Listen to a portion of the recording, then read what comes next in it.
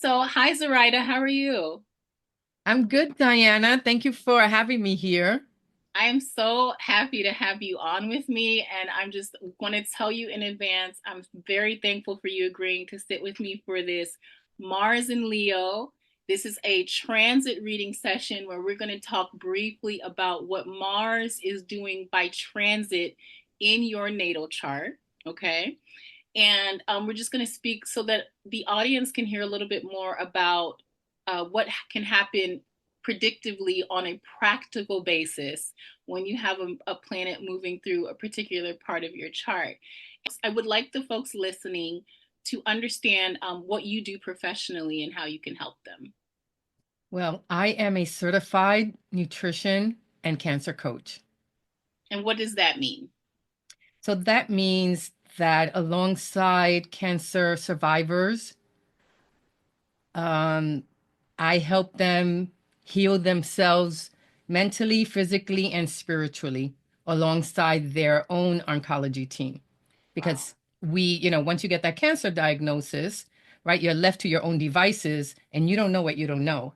And so you have to make that mindset shift to live your life by design with or without the chemotherapy, with or without the radiation, right? It's all about how do you want to live your life? What are you hungry for? What do you need that you don't have and how do you get it? I In love here, that. Yeah, in here, because it's all here. it is all in here. And I love that about you. I love that you're doing this work. What led you to start doing this work as a cancer coach? You know, um, in 2008, I got a cancer diagnosis. I got diagnosed with chronic myeloid leukemia, and I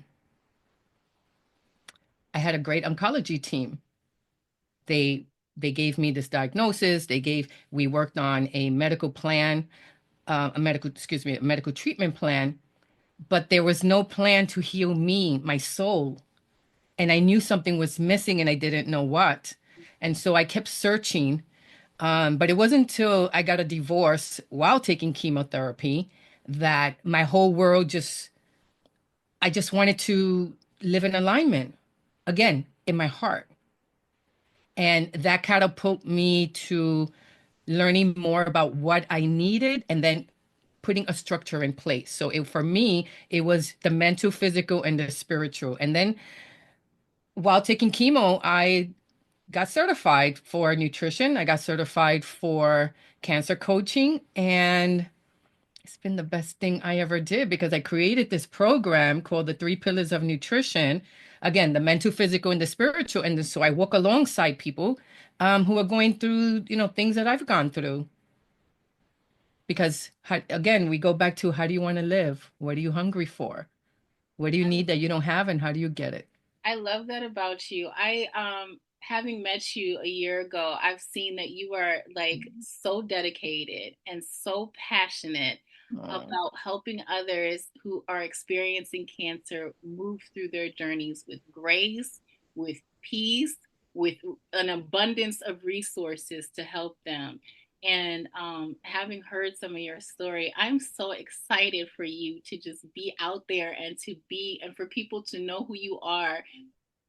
So, my next question for you is how can people find you if they want to contact you after this chat?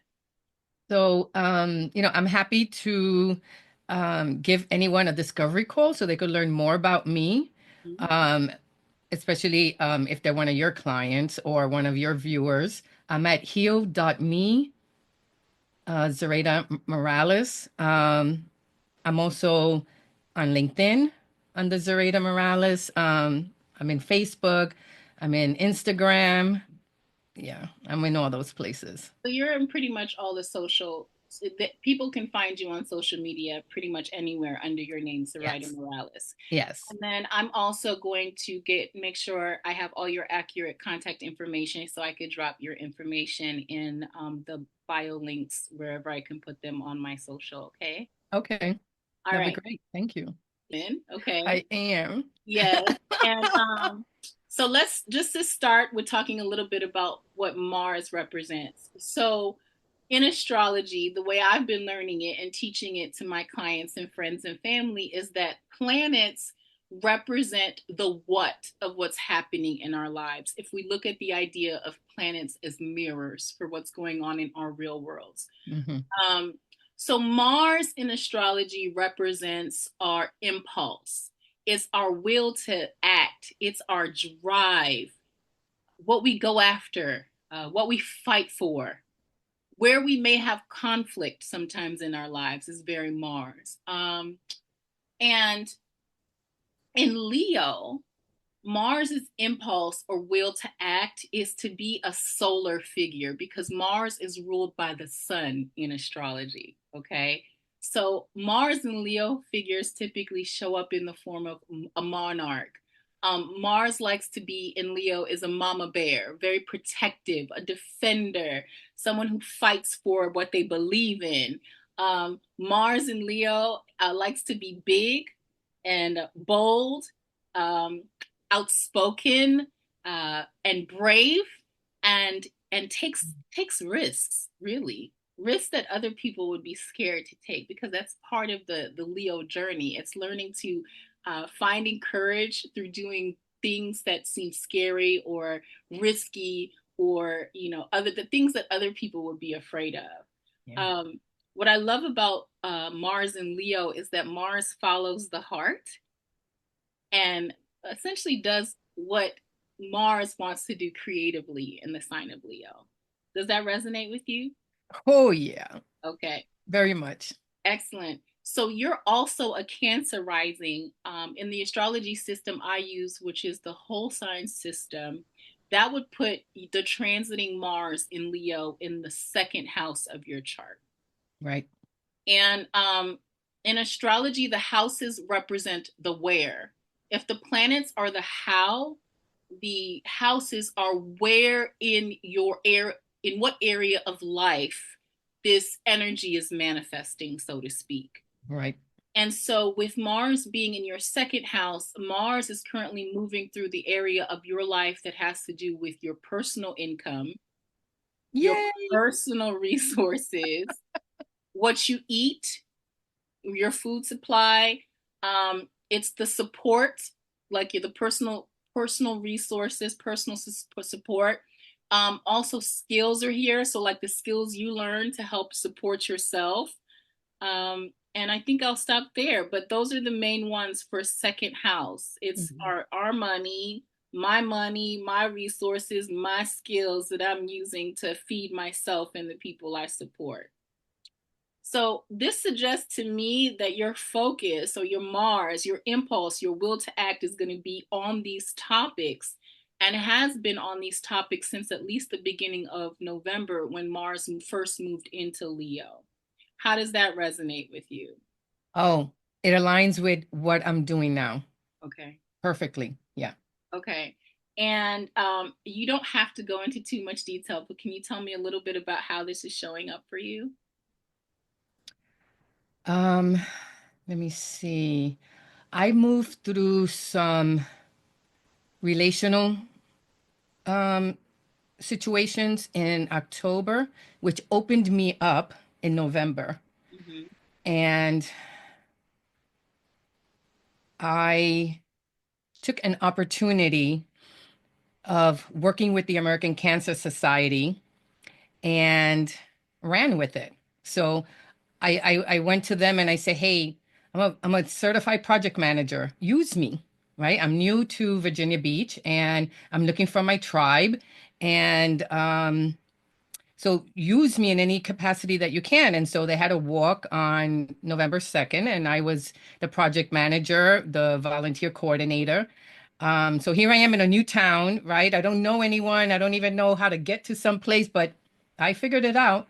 And at the same time, I created, working with a coach, I created a postcard. That's beautiful. And my coach inspired me to do this. And so on Canvas, in Canvas, I created this card. And I created the QR code, and it has access to the my website. And as you see here, my contact information is here. And my card went into 250 of the goodie bags that went out to the walkers. And so there was so he was another opportunity to bring my talents to the new state that I'm living in.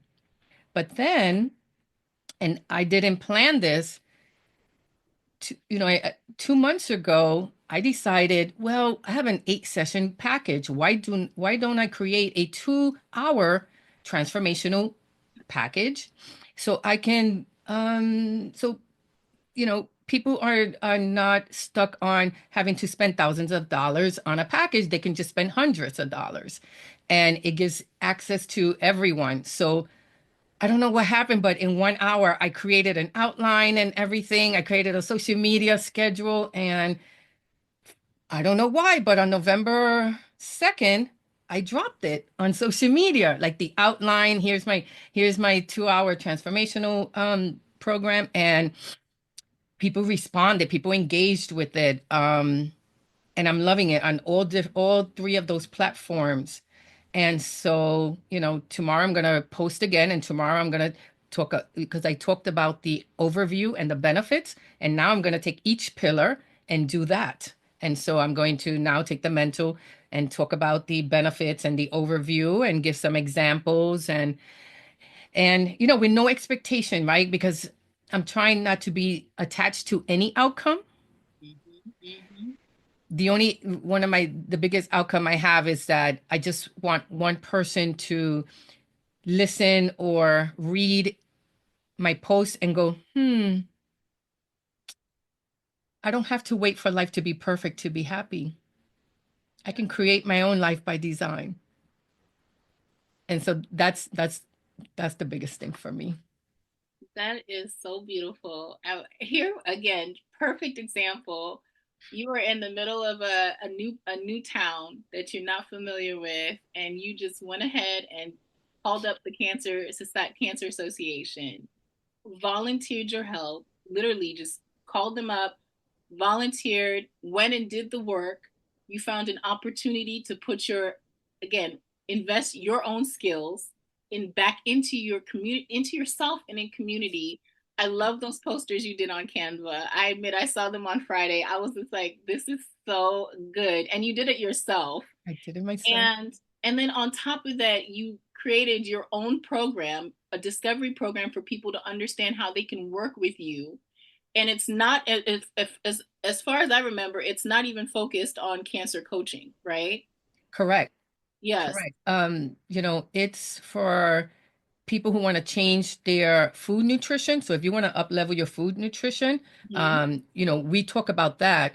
But I never forget that making any decision takes a mindset shift, which is why the mental part is so important.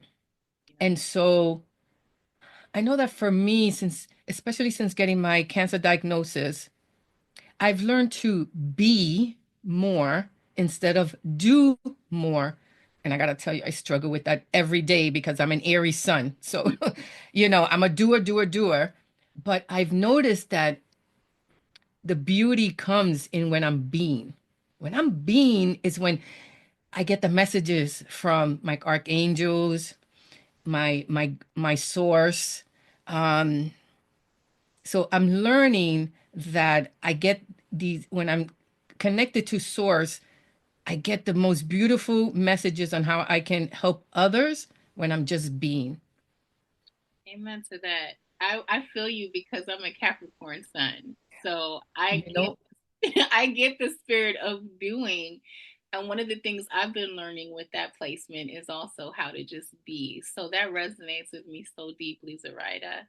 And I think it's also perfect transition to talk a little bit about what the retrograde is going to be doing because Mars is Mm. going to start station to move retrograde on December 6th. And one of the things I didn't mention before for anyone watching this is that you already do a lot of astrology. And so you know that retrogrades are time for review, inspection, Yeah. slowing down, planning, and recharging. So I think that's perfect in line with that sort of with the philosophy around really trying to just be. Yes. And so, starting on or around December 6th, this might be a time where things slow down. because that's typically what happens during a retrograde. And it's going to be a wonderful time for you to see, sort of take a more wholesome view of where things are at when it comes to your second house, Yeah. and be able to make some more decisions around that. But it's a Yeah. slowdown period, which for some people can be frustrating. But when you realize you're in the retrograde, you're like, okay, this is the universe saying it's time to pause Yeah. and assess what's happening. So that Yeah. when Mars moves direct again, which it's going to start doing um, the last week of February, that's when things will pick back up again. So between now and February, between December and February, it's going to be a good time to just be with your second house. Perfect. Okay. And another thing that's important for you to remember is that Mars is going to station to move retrograde around like the 6th degree of Leo. I'm going to talk about that in context because you have planets in your second house. So I'll talk about those in a minute.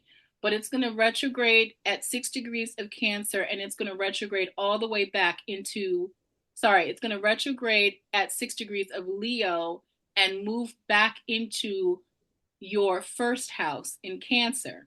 Mm. When Mars moves backwards back into Cancer, it's going to move over the degree of your ascendant, Yes, it is. which says to me, or re-emphasizes to me, the theme of some kind of the first house. For those people who are watching who don't know what the first house represents, it is the house of you.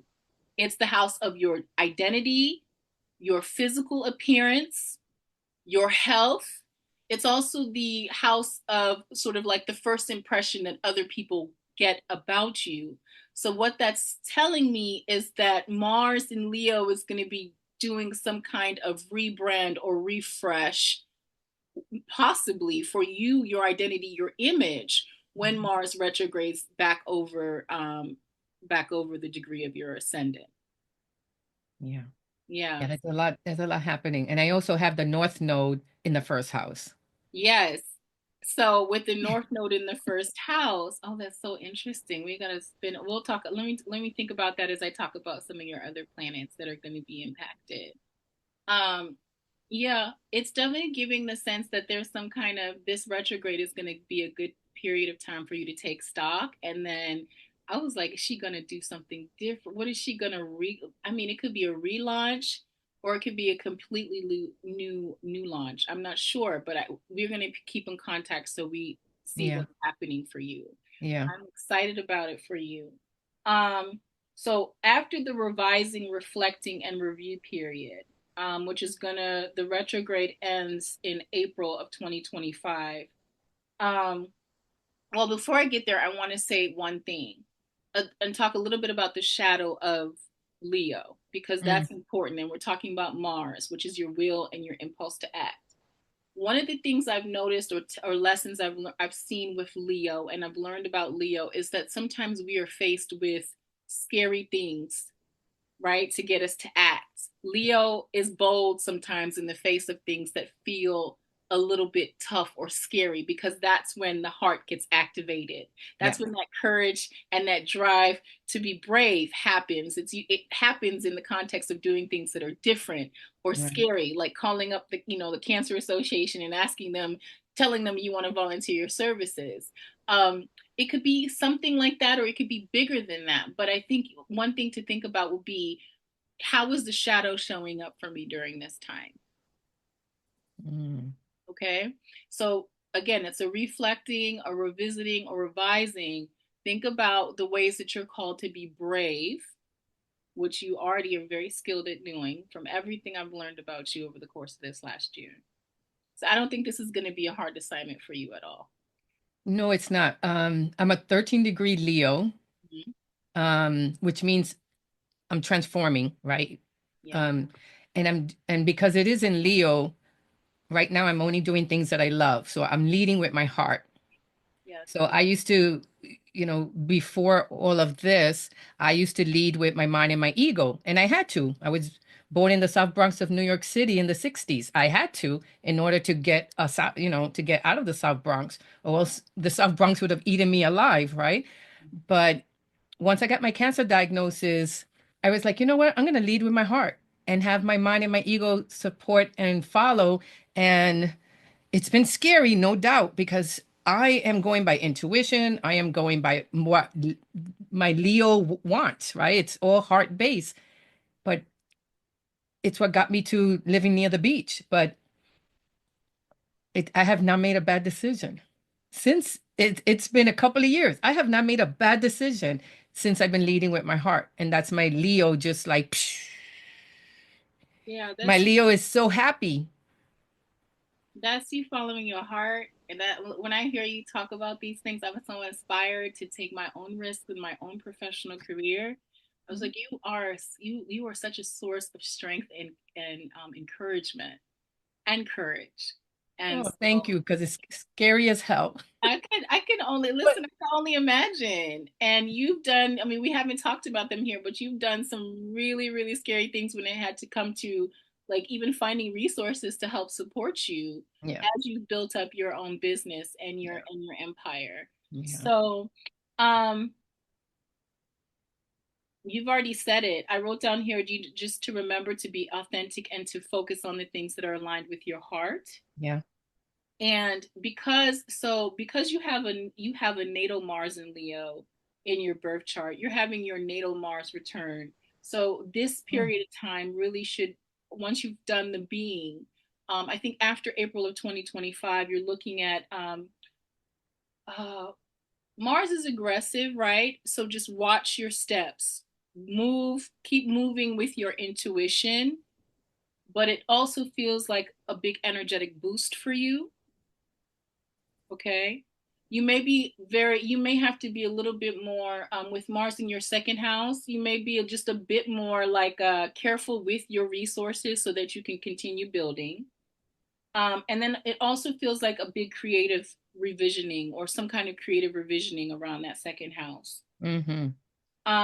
When Mars moves direct into Leo, it's going to, again, not only touch your natal Mars and give you some kind of boost there, it's also going to touch your moon in Leo. And in astrology, the moon is all about, among many other significations, moon is about mind and body. And so, with that being said, I said Mars on the moon is sort of like itching to do something. It's like I gotta go. I gotta go big. I gotta do this thing. I have I gotta move. So I'm looking forward to hearing what's shaking around March, April next year. And I'm going to be helping push you and move you because people got to know who you are because you are just a star and you are so inspirational, Zoraida. How does that feel Oh, to you? thank you. Thank you. Well, I'm expecting some big shifts, and I just feel it. I can't help it. I have no real proof, but I know that in the 6 to 8 months, big things are gonna happen physically, monetarily, and I'm trying to lead with intention as well as giving myself that grace to just be. Um, and I'm so looking forward to it because, again, the more I just want people, I want to give people hope, right? Because getting a cancer diagnosis is fucking scary. And your whole world just crashes and you do not know where to go. And so I want to be the coach that I wish I had. I didn't have a coach. And so I know that 2025 is going to be pivotal, not just for me, but for the people that I get to work with. And that, that thrills me. that thrills me too. And I also want to say you're inspirational, not just for people who need coaching help with cancer. I was also going to say this time I feel like people who are called to lead are really stepping up this around this time. There's a I lot see going that. on in the world that's really scary, that's Yeah. really frightening, and a lot of people don't know what to do with it. Yeah. And what I'm noticing is the people who are called to lead right now are being activated, and I feel Yeah. like I'm one of them. So Yeah. And I totally agree. I've been seeing a lot of that. I mean, we're leading with fear because we have fear, right? Mhm. We're no different than anyone else, but we feel this pull, and I right on time, especially with everything that's going on in the world. I can't wait to see the world in 5 years from now, Yeah, likewise. even 2 years. Likewise. Yeah, Yeah. yeah, because we need it. We need it, and we need more leaders like you who are leading from the heart and who are doing wonderful things, especially for women like me, showing me that anything is possible if you are doing things that are aligned with what you really value. Yeah, Yeah. yeah. So thank you Thank you. so much for your time today. I really appreciate you. If Um, I'm looking forward to folks reaching out to Zoraida to ask her questions about how she's doing, what she's doing.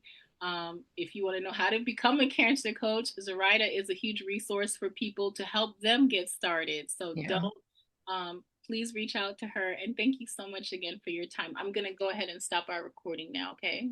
Okay. All right. Thank you.